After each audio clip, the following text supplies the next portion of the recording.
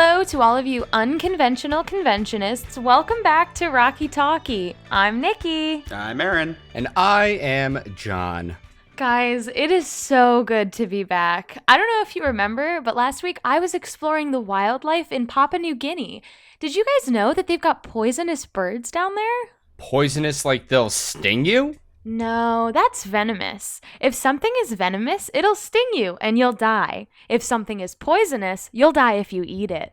Don't eat the birds in Papua New Guinea, folks. They will fuck your shit up. Wait, hold on. Didn't you say that you were hunting for treasure in Argentina? Snitches get stitches, John. Maybe you shouldn't ask so many questions. Nicki wasn't here last week? Dude, what? Jacob hosted the entire show for us. Am I having a stroke here? That's why she sounded so different. Anyway, I'd like to give Jacob a huge shout out for covering for me. On the show, that is, obviously. What else would it be? What'd you guys do this week, guys? Oh, this week was a lot more house stuff for us. No, I'm not going to use that the same this week. This week, we had a new exciting thing happen. Our fridge exploded. Yay! What? Yep, just in time for us to sell the house, we have to replace the fridge. What the fuck do you mean it exploded? Well, it didn't explode. More like it just kind of plunked and no longer keeps anything cold. In fact, somehow it manages to keep the things that are inside of it warmer than the outside room that it is sitting in. So, doing some shopping and hoping and praying that I can find a fridge that matches it because we already sold the damn thing. So, that's how my week's going. Yeah, it's been pretty good. This week has been pretty frustrating. I'm in the process of trying to get a new CPU for my computer, and it was supposed to be delivered to my apartment complex. But my apartment complex sucks and lost it, so I had to get a refund, so I'm waiting for it. But then we just got an email saying that we have a bunch of packages down in our package room that we have to go get, and I don't know where my CPU is. I'm really, really hoping that I just got a refund and then it's sitting down in the package room so that I got a free i9 CPU. But we'll see. So my week has the potential of being absolutely fantastic. We're also in the process of moving, so we're viewing apartments around the area, and we saw a bunch of really cool apartments earlier today. So there's a lot of like cool things that are happening right now, so we're just kind of laying in wait. That's really exciting. Hectic. Sounds hectic all around. Extremely hectic, but when is post-pandemic life not hectic, right? Yeah. True. How's your hectic week going, Nicki? Well, after I got back from the trip, I was kind of like jet lagged a little bit and really exhausted. But, I just got right back into work. And what is it? What's today? I don't even know. On Sunday, FNS and I were able to finally film a new pre-show that we've been working on. And we're going to be submitting it to TesseractCon. We're very excited. And then we're going to be debuting it at our show this Friday. And I'm so excited. I've been editing with it all night and playing around. And it's just like, it's so nice to be back making videos again. I feel like a human person again. Were you really in South America? Yeah. Yes, Aaron. Do you not remember when I asked you to help me expedite my passport? Did you bring me back a chalupa? Yes, Aaron, I did. Yay, chalupa! Yay! That shit's probably cold as hell right now. Well, his fridge exploded, not his microwave. But with that, let's get started with our first segment.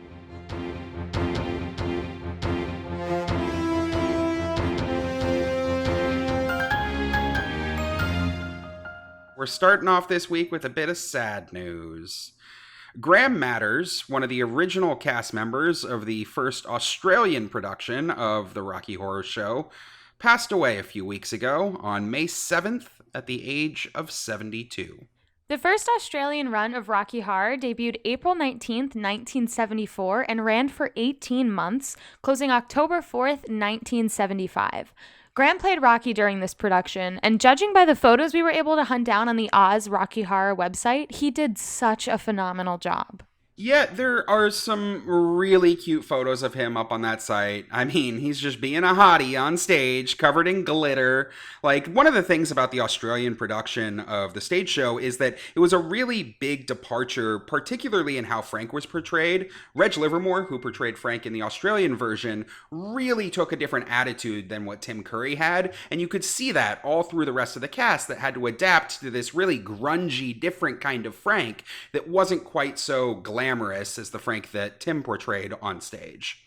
But in these photos, Graham looks awesome, and you can totally tell he's having a great time up there. Outside of Rocky, Graham made a number of appearances in Australia TV and media such as Oz, Hard Knuckle, and The Adventures of Bottletop Bill and his best friend Corky. Say that 3 times fast. That 3 times fast. Hey. So Graham leaves behind his wife Wolf and their 2 children Charlotte and Ace. We here at Rocky Talkie wish them all the best in this difficult time. We'd also just like to thank Graham for being part of our Rocky Horror family. We'll see you on the other side. On to some brighter news. We have a repeat headliner from last week, Ore Oduba. The soon-to-be Brad of the upcoming UK tour of Rocky recently did an interview with Michael Ball on his self-titled BBC radio show. Yeah, and we got some awesome stuff from the interview. The cast's first full rehearsal with the whole cast and crew just happened this past Monday, June 29th, and tech rehearsal is supposed to begin in just 2 weeks. It turns out, Ore was actually a sportscaster and news presenter in the UK, appearing on a bunch of programs from 2008 when he joined Newsround, which is a BBC children's news program, until 2016, when he competed in and won the 14th series of Strictly Come Dancing. During this interview, we also got to take a look into Oduba's personal life for the first time. His shift into theater was a major career turning point for Ore, which Michael Ball really focused in on, even going so far as to say, "This wasn't what you were meant to be doing in life, was it?"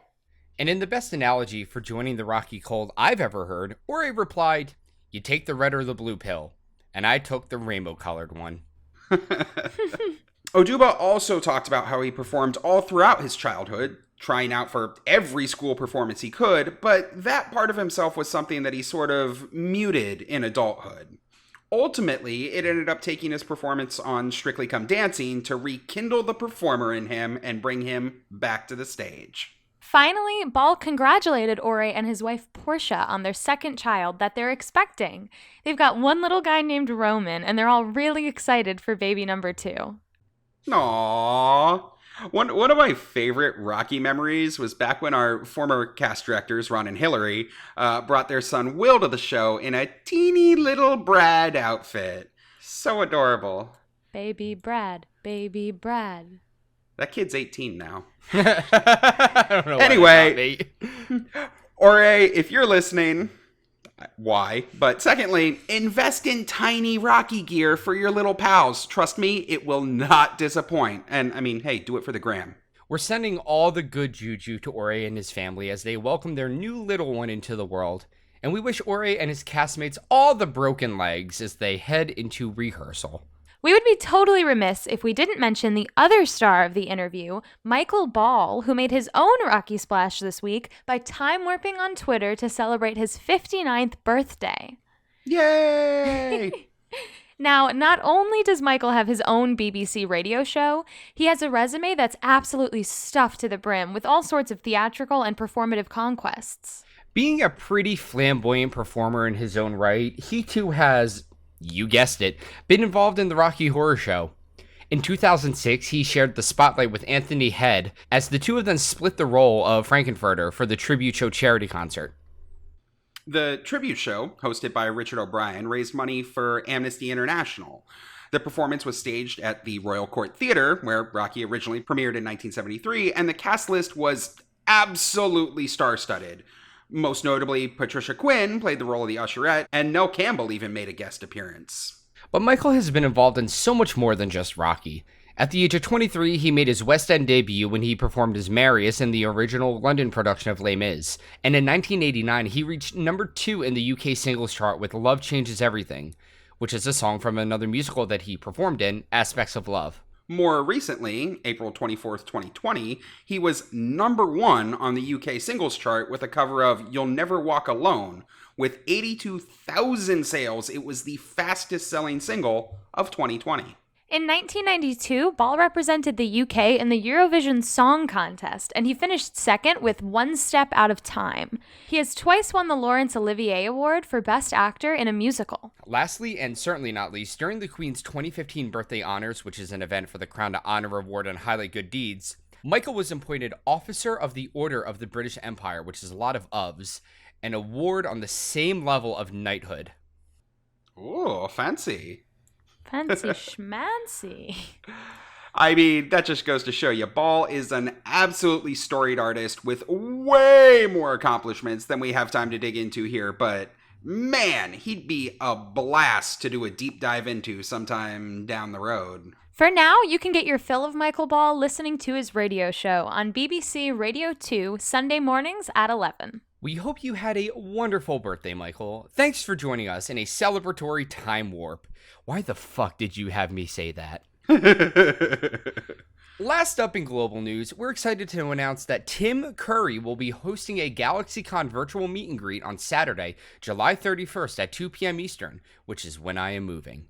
That's right. This July, you too can have a chat with our favorite sweet transvestite for the low cost of only $145 for a single minute. Or, if you would like to double your time and save some big bucks, you can purchase a 2-minute chat for only $225. That's $65 in savings right there. That's money you can take right to the bank.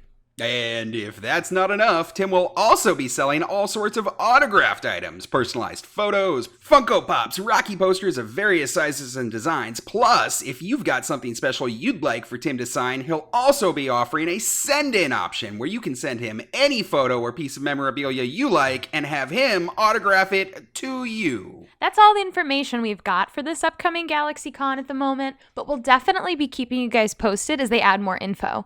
This event is over a month away, and this con has been doing lots of Rocky-centric events lately, so stay tuned. There may even be more to come in the next few weeks. And one more little note that we want to throw out here.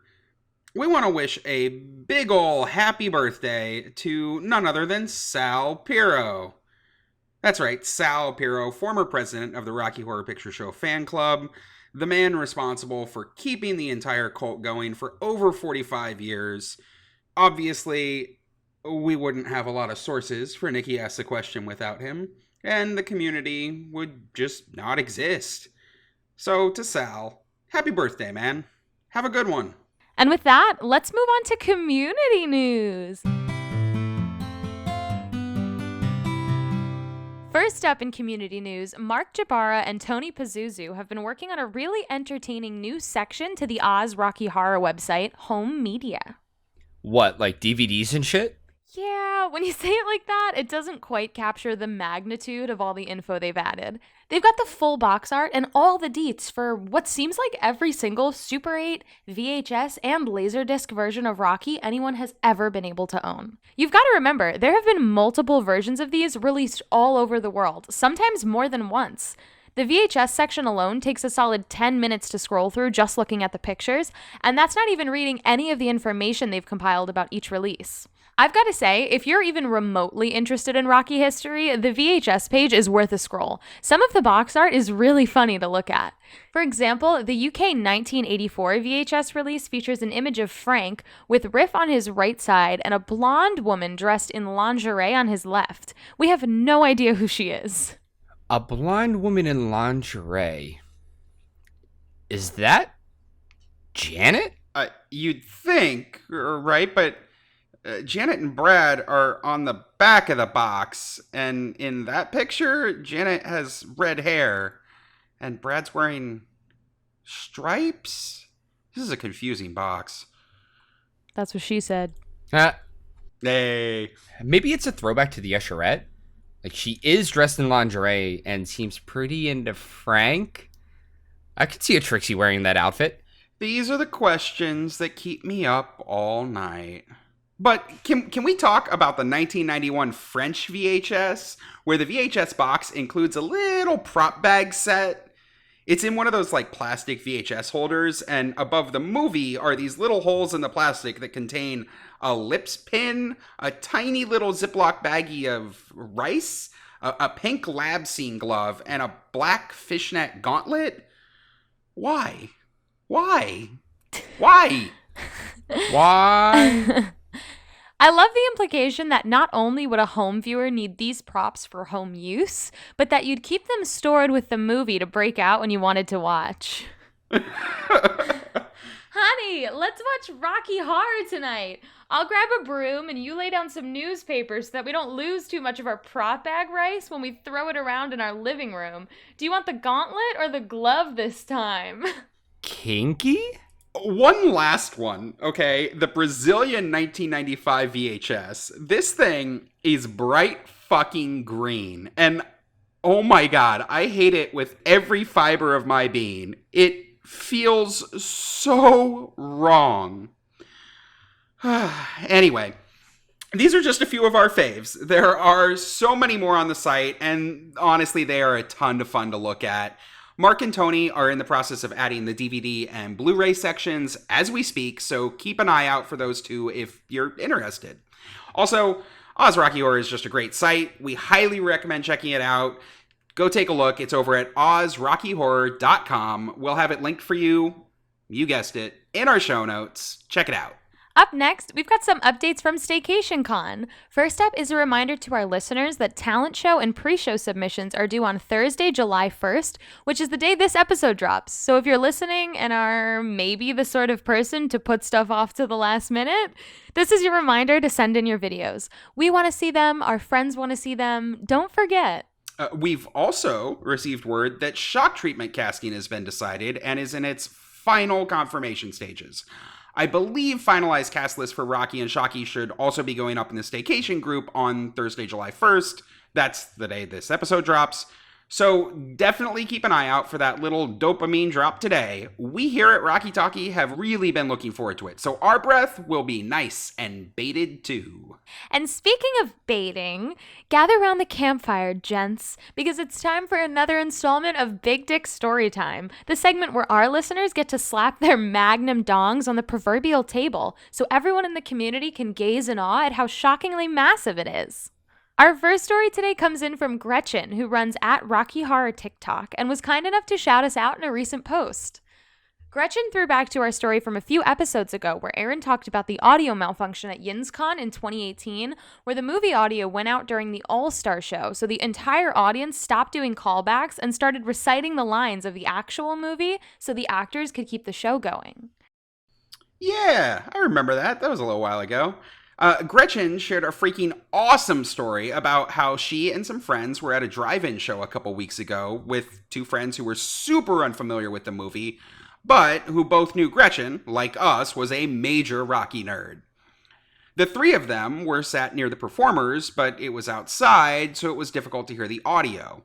After being there a while and not being able to make out the words, one of her friends turned to her and said, "Gretchen, can you say the lines of the movie? Because I can't hear and I don't know what's going on." So for the rest of the movie, Gretchen recited the entire script to her friends along with the film.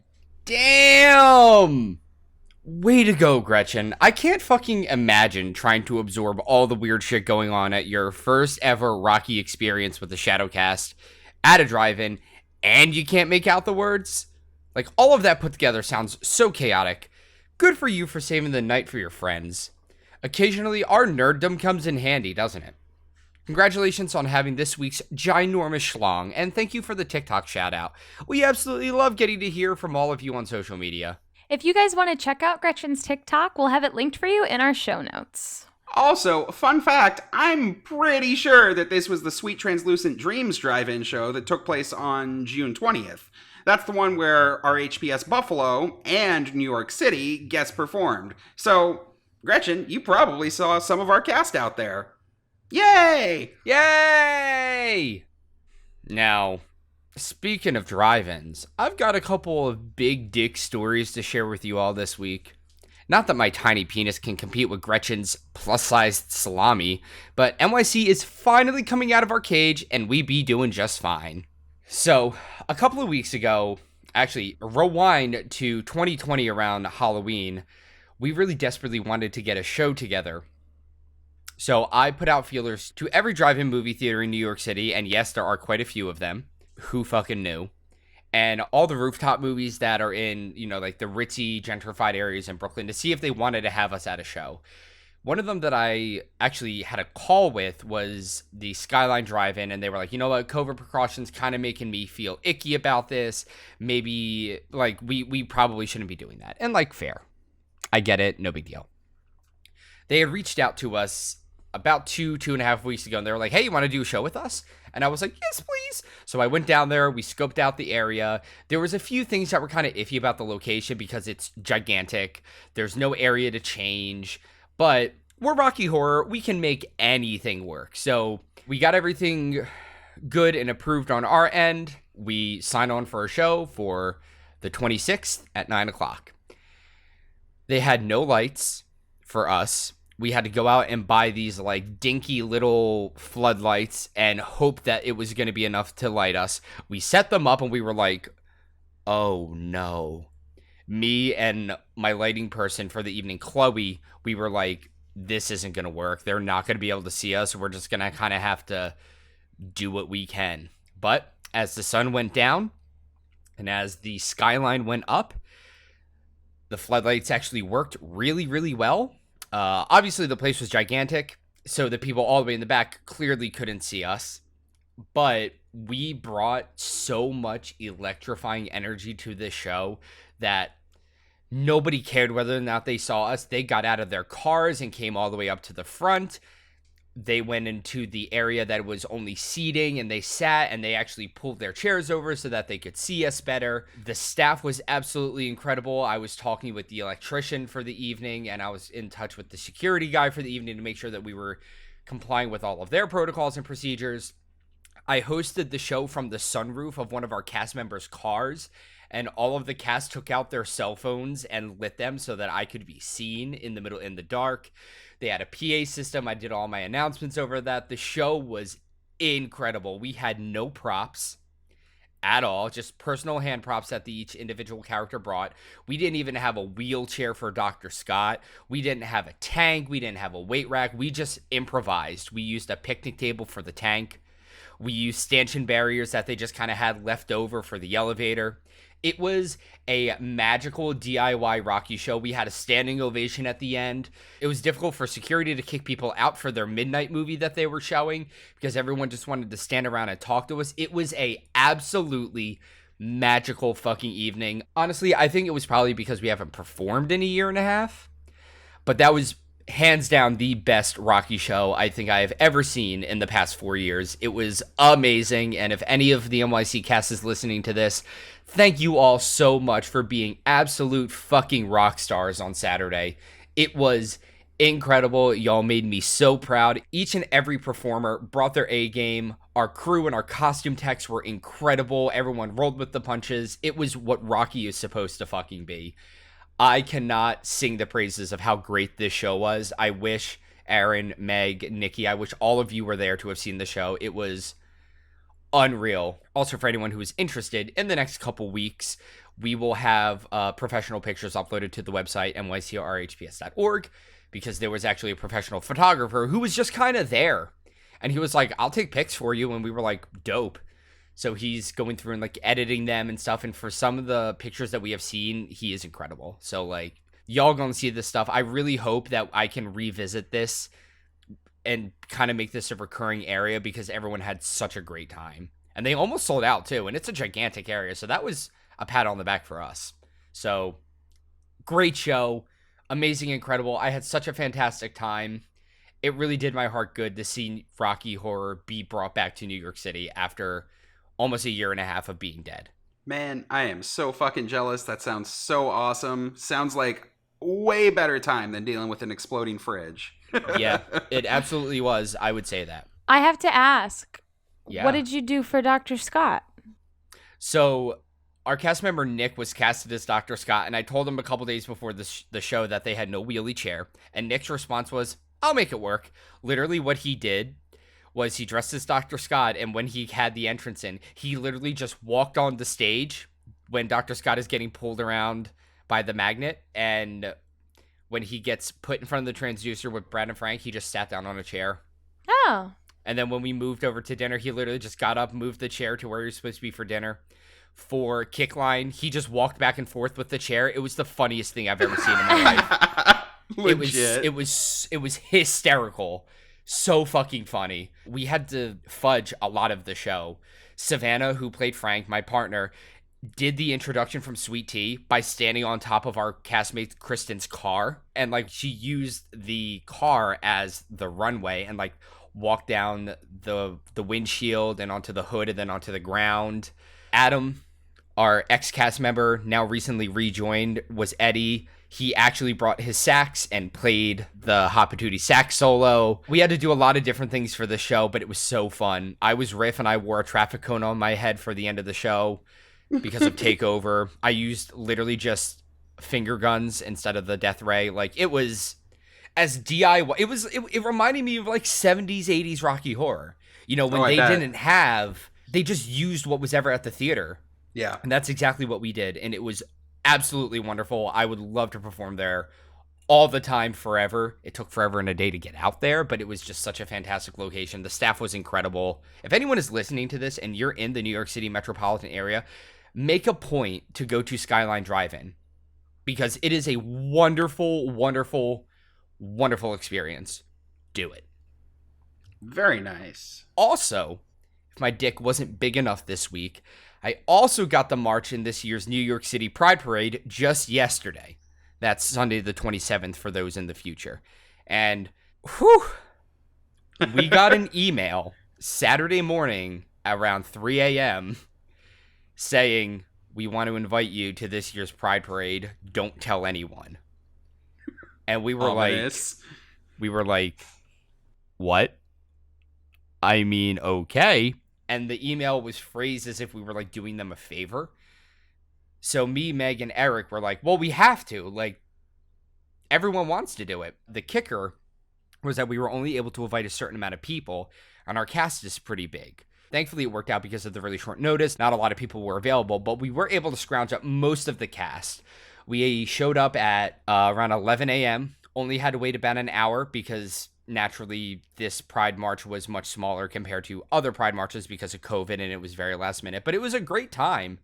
We weren't shoulder to shoulder in the 93-degree heat like we usually are. We kind of had our own block to just kind of hang out and relax before the march. And everyone who actually knew that the march was happening and was there brought the same exact energy that they do every year. So much love and acceptance and rallying and partying. And we actually got on TV this time, which was really cool. You can see us in the background doing the time warp as we do, while some random person is getting interviewed about his nonprofit, which is really funny. So I was Riff 2 nights in a row. I was Riff for the 9 p.m.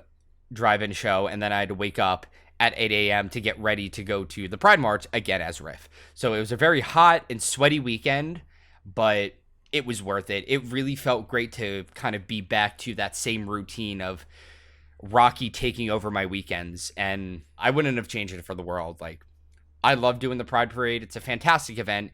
You can really feel that energy from the crowd, and they did not skimp out on that energy just because we have been inside for the past year and a half. If anything, it was more explosive because of that. I mean, I bet, right? Like, again, I wish I had made it to this one too, but like, oh, I'm so excited. We'll get there very soon. I will get to enjoy our Rocky family very, very soon. And I mean, as far as the parade, like at this point, Rocky Horror is practically like an iconic staple at Pride events, right? We're almost a mascot. I mean, people always recognize the characters, and they want their photo with Frank or Magenta or like whoever, right? How long has the New York cast been doing Pride? Since it started, or what? What the fuck just happened? I think you asked a question. And that means it's time for Nicki Asks a Question. No, but I didn't. You asked, how long has New York been doing the Pride Parade? No, but that's not a Nicki Asks a Question. That's a question. Sorry, the transition music has spoken. Whatever, it's Pride Month anyway. Let's get all festive up in this bitch. Let's talk Pride. Sure. So we'll just knock this out right at the top. To answer your question in short, no, the New York cast has not been at all of the Pride parades since the beginning. That would be impossible, as the first New York Pride parade was in 1970. Right? That's a few years before Rocky would premiere as a stage show. And in 1970, it wasn't so much a parade as a march, and it was to commemorate the Stonewall Riots from a year earlier. If you aren't aware of Stonewall, well, A, pay attention more in history, and B, just so we're on the same page, the Stonewall Riots took place in New York City's Greenwich Village on June 28th, 1969. Nice. They were a response by members of the gay community following a police raid on the Stonewall Inn bar, where the cops attempted to arrest all 200 patrons of the bar for basically failing to provide an ID or for being dressed in women's clothes, which was a crime in, draconian 1969. I feel I can speak for all of Rocky Talkie when I say ACAB. Seriously. So, a year later, gay rights was starting to make waves as a national topic. And the first New York Pride March was organized much in the same vein as the suffragette and American civil rights movements. The New York Times reported that the marchers of that first event in 1970 took up the entire street for about 15 blocks. This was only 3 years before Rocky Horror would premiere as a stage show. I mean, it really puts into perspective just how transgressive it was for the period when it was released. In 1973, the year Richard O'Brien first did the Time Warp, that was the same year that the American Psychiatric Association and a bunch of other worldwide organizations finally removed homosexuality from the list of mental illnesses. Which, can we take a moment with that? Richard and Jim Sharman and all the other creative minds created this piece of theater that is so unapologetic about its characters and their motivations and desires and sexuality. It's difficult to grasp, and I doubt any of us really can, as none of us lived through this period, just how out there it was. We see the complaints a lot today. Rocky isn't all that modern or has questionable elements. This is the rebuttal. Rocky, the stage show, released only a year after Twin Peaks Tavern, a gay bar in San Francisco, finally was able to have clear windows. Right. I mean, the porno Deep Throat released as a box office smash that same year.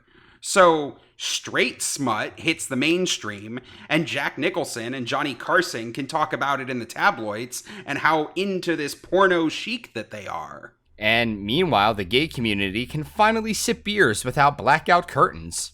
That's the culture that Rocky was created in. No wonder it became a huge icon for the gay community. It was another push toward mainstream acceptance, another small step on the long road that continues to this day. And a few short years later, in 1975, the year that the Rocky Horror Picture Show released in theaters, California and several other states finally decriminalized homosexuality, though the number of states to do so is still in the single digits at this point. By 1979, that's the 10-year anniversary of the Stonewall Riots, you have Rocky exploding into the cult sensation that we all know and love. You have the birth of the fan club, audience participation, and shadowcasting, the whole thing. So as Rocky explodes into the zeitgeist, you also see the community starting to intermingle with all these events for the gay and alternative communities all throughout the early 80s. Out in Pasadena, California, you have the Doodah Parade, more akin to a carnival than a civil rights march, where you see a lot of California casts participating every year all the way up to today. So to get back to your question, I'm not exactly sure what year the New York cast started doing the New York Pride parades. But I do know that we haven't missed an event in at least the last 10 years, and I'm fairly confident we made appearances long before the mid-2000s. We reached out to Tom and Ashley Amici. They were the cast directors for New York City before Meg and Eric took over the reins, and they recalled that we definitely did the parade on and off during the early 2000s. I mean, I can certainly attest to that. I think one of the first big events that I ever did with the New York cast was the Pride Parade, and it was probably in 2006 or 2007. I remembered because I was living in Hell's Kitchen in the middle of Manhattan at the time, just a few blocks away from where the parade route was, and I had suggested or offered to the cast that, oh no, you can come over to my apartment and using it as a staging area. I'll make sure there's beer and whatever else. Don't worry about it. So the morning comes, everybody hauls their ass over to my tiny little apartment in the East 50s of Manhattan, and they come in, and the first thing that comes out of their mouth is, all right, where's the beer? And me, being like a 19-year-old kid, looks at them and goes, what? A, I can't buy beer, and B, it's 11 o'clock in the morning. What are you talking about? Aaron now has a really different perspective on that one. Aaron now really understands why they were so disappointed that they didn't actually go get any beer. Oh my god. Aaron then was kind of an asshole. Aaron then? Yeah. Hey! Hi! So that was one of my first experiences. I mean, it was the only time I ever did the Pride Parade because, like, honestly, I love the parade. It was so much fun, but I really do not like walking and walking and walking and walking for hours on end. Like, I got my fill of doing parades in high school with marching band. Nah, I'm good. I'm good on parades. But the New York Pride Parade is iconic. I love seeing photos every year. And honestly, I may have to do it again just, to round it out. Yeah, we'll see in years as they come up. But also, back to your question again, when you go back to old issues of the Transylvanian or some of the other fanzines, you do see accounts all throughout the 80s and 90s of casts all over the country that were participating in pride celebrations, parades, any kinds of things to interact with the larger community. You see it all over the country. Cast participating in pride events, performing special shows, putting on theme nights, all the stuff we normally do dialed up to 11 and with as much rainbow glitter as possible. Don't joke about that. Just ask Rainer Burton. Ouch. I mean, at least with a parade, you'll sweat most of the glitter off long before it can become a hazard. Like, let me tell you about that. So going back to this year's parade, the really good thing about it is that first off, since it was still kind of considered hush-hush for a while, there were not a lot of people that were actually part of the march, which was really cool. So as a result, we weren't, as I said earlier, shoulder to shoulder when we were in holding. When we were there, we kind of had like an entire 2 or 3 storefronts kind of basically to ourselves. It was a really easy process to check in, unlike in years past where you have to wait in line and sometimes they lose your stuff. Like, we literally were just like, we're here with Rocky. And they were like, great, take this COVID screening. You passed? Great. Go sit somewhere, basically. We were only there for an hour. Usually when we start marching, we're held up for, 25, 30 minutes. I think the longest that we stood around before we actually got moving was around 10, 15 minutes. It wasn't that bad. The march itself was smaller than other Pride marches that we've been a part of. It was only a little over a mile, as opposed to the usual mile and a half, mile 75 that the Pride March traditionally is. So it was a lot shorter, but the crowd was just as excited. There was also, at least a positive for us, there were breaks in the crowd. So when we went into major areas, especially around Fifth Avenue and the closer that we got down into the Greenwich Village area from Chelsea, it got gayer and gayer, but there were pockets of just emptiness. There were very little people to interact with. There was very little cheering, anything like that. So we just kind of walked. Obviously, we walked with purpose and we walked with excitement, but we just kind of walked. And that was really nice to do. I think my personal favorite interaction with the Spectator, one of our old cast members, Ella, brought her kid, and her kid is a trained dancer and gymnast. And obviously she stole the show. So she was doing flips and cartwheels and all that stuff. And there was this one point where she did some back handspring shit or whatever.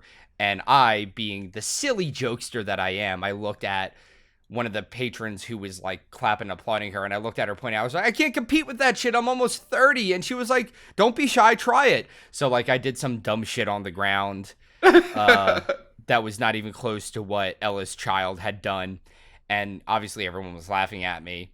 And I was like, it's because I'm wet. And this super gay guy was like, yeah, you are, honey. And it was hysterical. Everyone was laughing. It was a great time.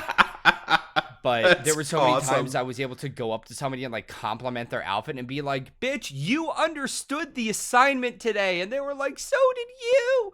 It was great. We had so many people be like, let's do the time warp again. And every single time someone said that, we had to stop and do it, kind of back in the day at Disney when you would walk into the Toy Story area and somebody would say, Andy's coming, and everyone would drop to the floor.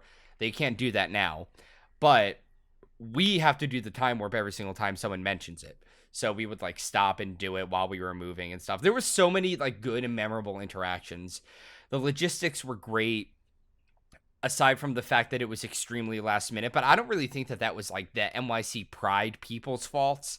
I think it was a super stressful situation. They did the best with the time that they had. It was super easy getting in. It was super easy getting out. There was no checkout process. We just kind of spilled out into the Christopher Street area, and then we just kind of went on our own way. We had a person that was designated that kept us kind of on track. They stood in front of us and kind of walked backwards to make sure that we weren't going into another area, like another group's part in the parade. We had our own area. Like, it was surprisingly, despite the fact that they only had like 48 hours to put everything together, basically, it was kind of more organized than previous Pride parades. Like, and I know that the logistics must have been crazy on the organizers' end.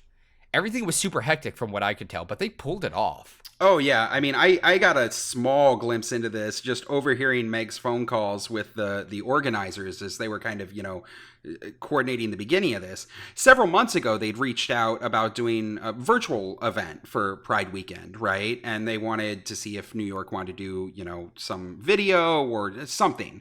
But they really weren't sure what the idea was. They really didn't have a ton of response from the community, and we weren't even really sure what we could offer them for it. We'd just done, 3 or 4 months ago, I guess 5 or 6 now, the virtual show that New York did. That's so much work. Doing another big video thing was kind of out of our wheelhouse. So we weren't sure if we were going to be able to do anything for Pride this year. But then, like you said, they just reached out and said, hey, we're going to try and coordinate this. We've got 2 weeks to do it. The city says it's okay, finally.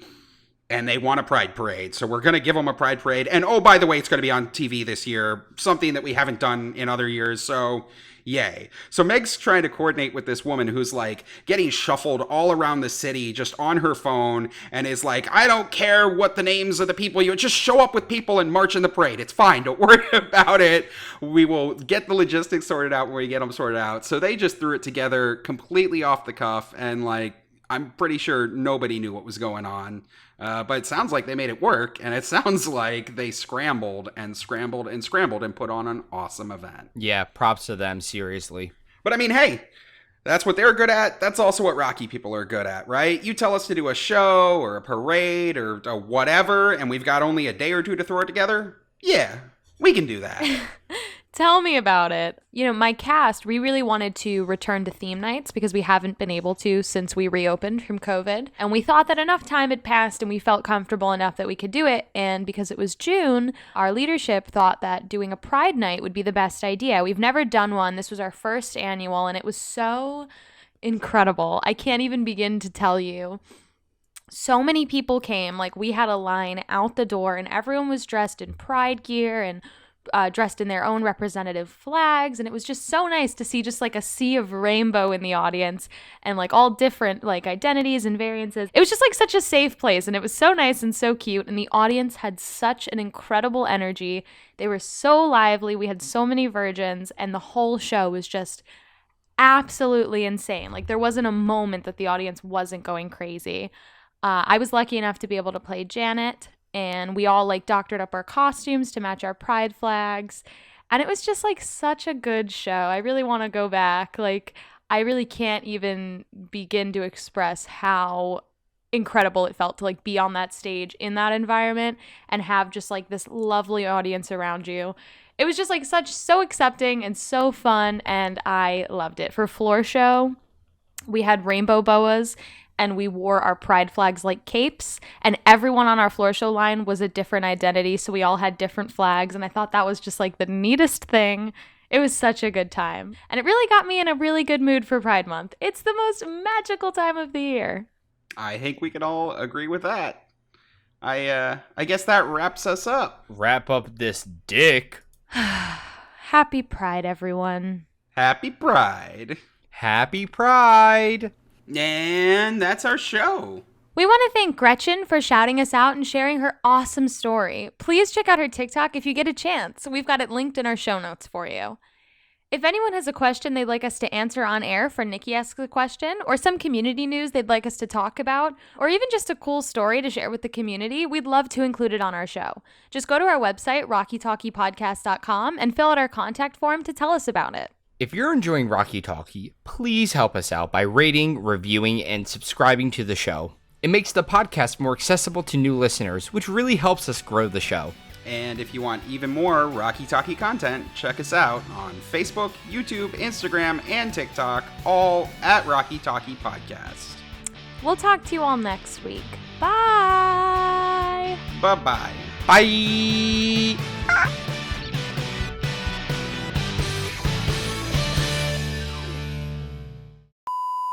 All right, No. kicking off global news this week. I'm gonna kick you in the global news. Oh my god.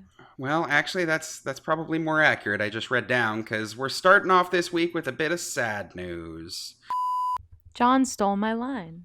Well, go pick up your line and then do your fuck next you. one. I'm not paying. It is so fucking hot in here. You're like, okay. Invest in tiny Rocky gear for your little pals. Trust me, it will not disappoint. And I mean, hey, do it for the gram. I don't know how. Am I speaking like the millennials? Do it for the gram. Community news. I make that joke every fucking week. I need to get better material. Yeah, you should. Yeah. First up in community moves. First up in Moose. community moves. Sorry. Okay. Oh, ew. That one's nice job, Sorry. Nicki. So nice sorry. job. Anyway. What, like DVDs and shit? Yeah, when you say it like that, it doesn't quite capture the magnitude of all the info they've added. They've got the full box art and all the deets for what seems like every single Super 8, VHS, and Laserdisc Laserdisc, anyway. Nice. And Laserdisc version of Rocky anyone has ever been able to own. They've got the full box art and all the deets for what seems like every single Super 8, VHS, and Laserdisc. Why can't I say that? Okay. Talk about the drive-in show you know you want to. Shut up. Shut your mouth. And Okay. that's it. Yeah, I pushed stop. Boop.